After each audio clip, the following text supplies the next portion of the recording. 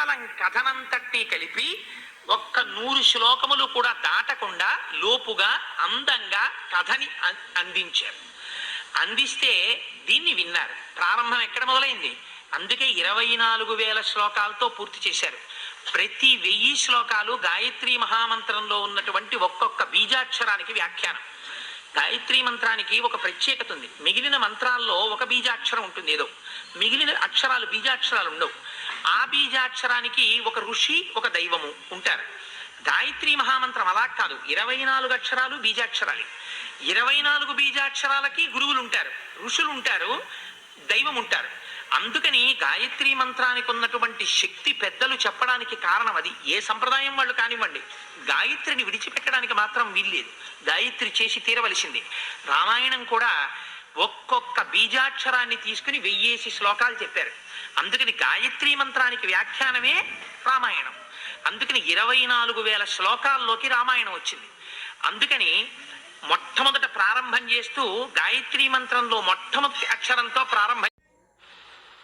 ఎంత బలం ఉండనివ్వండి, ఎన్ని తెలిసి ఉండనివ్వండి, ప్రతిదానికి అయ్యో నేనేం చేయగలనండి అన్నవాడు జీవితంలో చెయ్యగలిగినది ఏది ఉండదు. నేనేం చేయలేనండి అన్నవాడు ఉన్నాడే, వాడు తప్పకుండా సాధించి తీరుతాడు. తన బలం తనకి తెలిసి ఉండాలి. సవేగవాన్వేగ సమాహితాత్మ హరిప్రవీర పరవీరహంత.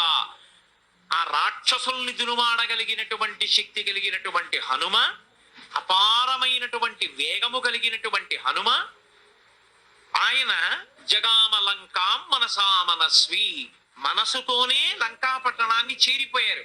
ఇక చేరవలసింది శరీరంతో చేరాలంతే. అసలు మనసుకి జవం ఉందనుకోండి, మనసుకి ఆ శక్తి ఉందనుకోండి, శరీరం ఉత్సాహంగా తట్టుకుంటుంది. అసలు మనసు భయ విహ్వలతని పొందిందనుకోండి, శరీరంలో ఎంత భయం ఉండనివ్వండి, శరీరంలో ఎంత శక్తి ఉండనివ్వండి, ఎందుకు పనికిరాదు. శ్రీరామాయణంలో ఆనాడు చెప్పిన మాటలు ఎంత యథార్థములో ఇప్పటికీ మనకి తెలుస్తుంటాయి. నేను నిన్ననుకుంటా హిందూ పేపర్లో ఒక విషయాన్ని చదివాను. చిరుతపులి రాత్రి వేళ తిరుమల కొండల దగ్గర ఉన్నటువంటి జింకలని పెట్టినటువంటి ప్రదేశానికి దూకుతుంది. అదేదో చెట్టు కొమ్మల్ని పట్టుకుని దూకుతుంది. ఆ దూకినప్పుడు ఈ జింకలు నిద్రపోతుంటాయి. మనం ఈ మధ్యలో ఇంత రక్షణ కవచంలో ఉన్నాం, మన దగ్గరికి ఏదొస్తుంది అనుకుంటాయి. కానీ దూకిన చిరుతపులి ఏ ప్రాణిని చంపాలి అన్నది నిర్ణయం చేసుకుని నిద్రపోతున్న చిరుతపులి ఆ నిద్రపోతున్న జింక దగ్గరికి వెళ్ళగానే జింక నిద్ర లేచి తనకి అత్యంత సమీపంలో నిలబడి ఉన్నటువంటి ఆ చిరుతపులిని చూడగానే నేను అత్యంత వేగంగా పరిగెత్తగలను అన్న విషయాన్ని మరిచిపోయి హిందూ పేపర్లో వాడిన భాష అయితే ఇట్ గెట్స్ ఫ్రోజెన్ అన్నాడే. అది స్తంభించిపోయి అంత భయ విహ్వలతతో తనని చంపగలిగిన ప్రాణి అని చిరుతపులిని చూసేది చచ్చిపోతుంది. ముందు చచ్చిపోయిన జింకని చిరుత చంపుతోంది తప్ప అది బ్రతికి లేదు. అసలు చిరుతపులిని చూడగానే చచ్చిపోయింది. ఎందుకు చచ్చిపోయిందో తెలుసా అండి? కనీసం 10 అడుగులు పరిగెత్తగలుగుతుంది. 10 అడుగులు కూడా ఎందుకు పరిగెత్తలేకపోయిందంటే మనసు భయమునకు వశమైపోయిన కారణం చేత దాని శరీరంలో ఉన్న బలమంతా నశించిపోయింది. ఇదే రామాయణం చెప్తుంది. శరీరములో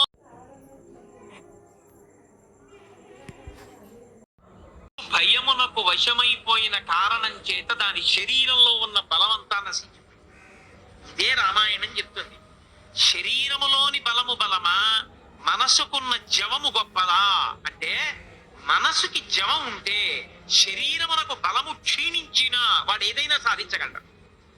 శరీరమునకు ఎంత బలం ఉన్నా మనసుకి జవం చచ్చిపోతే వాడు చెయ్యగలిగింది లోకంలో ఏమీ ఉండదు. ఇది హనుమ గొప్పతనం. అందుకే సుందరకాండ ప్రారంభం చేసే ముందు కిష్కింధకాండ యొక్క చివరి భాగాన్ని చెప్పి తీరాలి. కారణం ఏమంటే సుందరకాండ ఎక్కడ చెప్పినా కష్టాలు తొలగిపోతాయంటారు. కష్టాలు తొలగిపోవడం అంటే ఏమిటి? ఇదేదో సమస్య అని ఏడుస్తూ కూర్చున్నాడు. ఇదేదో సమస్య అని ఏడుస్తూ కూర్చున్న వాడికి ఆ సమస్య వాడు చాలా పాడైపోదురు సుమా అందులో పెడితే అంటాడు. నేను ఒక ఆయన్ని చూశాను, చక్కటి బ్యాంక్ లో పని చేసుకుంటున్న వాడు రిజైన్ చేసి చాలా జీతం వచ్చేస్తోందని చెప్పి ఓ సాఫ్ట్వేర్ కంపెనీలోకి వెళ్ళిపోయాడు. వెళ్ళిపోయిన 6 నెలలకి ఏదో సాఫ్ట్వేర్ కి పెద్ద ఉపద్రవం వచ్చేసి ఉద్యోగంలోంచి తీసేశారు. అటు అది పోయింది, ఇటు ఇది పోయింది, ఆఖరికి ఆత్మహత్య చేసుకునేదాకా పోయాడు. ఇంకొక ఆయన్ని వీళ్ళ స్నేహితుడిని వచ్చేరా 80,000 ఇస్తున్నారు, 90,000 ఇస్తున్నారు, వెళ్ళిపోదాం అంటే ఏమి 80,000 90,000 రా బాబు, తెల్లవారుజామున వెళ్తే అర్ధరాత్రి వరకు పని చేయాలి, వద్దురా, ఇదేదో సంతోషంగా ఉంది, హాయిగా మా అమ్మకి నాన్నకి దగ్గరగా ఉన్నాను, ఎందుకు వచ్చిన గొడవ అంటావు, చూస్తాను, ఒక 2-3 నెలలు ఆగి నిర్ణయం తీసుకుంటానన్నాడు. ఈయన నిర్ణయం తీసుకునే లోపల ఆయన బిచ్చగాడై వెనక్కి వచ్చేసాడు. అప్పుడు ఈయనన్నాడు, ఒరే నీతో రాకపోవడం తప్పైందేమో అనుకున్నాను కానీ ఇందులో ఉండిపోవడం మంచిదైందిరా అన్నాడు. కాబట్టి ఒకనాడు మీ మనసుకి భారంగా అనిపించింది మీ మనసుకి ఉపశాంతిగా అనిపిస్తుంది.